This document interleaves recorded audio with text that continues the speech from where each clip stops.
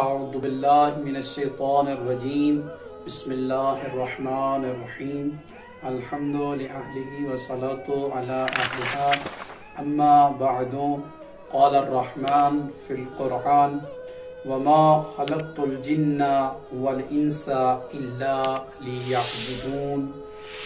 رحمان خالق نے کتاب میں ارشاد فرمایا کہ اے حضرت انسان، میں نے تجھے عبث پیدا نہیں کیا بلکہ انسان کی خلقت کا مقصد بیان کرتے ہوئے فرمایا کہ میں نے تجھے اپنی عبادت کے لیے خلق کیا ہے۔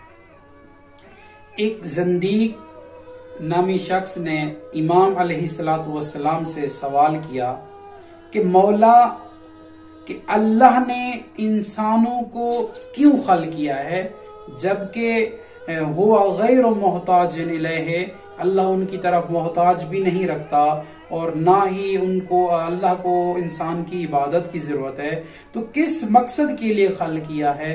تو امام نے فرمایا قال خلقہم لإظہار الحکمہ، اللہ نے انسان کو اس لیے خلق کیا ہے تاکہ اللہ اپنی حکمت کا اظہار کر سکے، وَإِنفَاذُ عِلْمِهِ، اور اللہ کی ذات اپنے علم کو نافذ کر سکے، وَإِمْضَاءِ تَدْبِيرِهِ، اور اپنی جو تدبیریں ہیں اس کو جاری کر سکے۔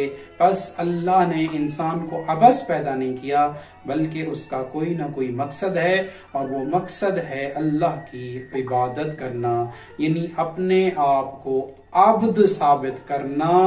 یہ اس مقصد کے لیے انسان کو خلق کیا گیا ہے۔ السلام علیکم ورحمۃ اللہ۔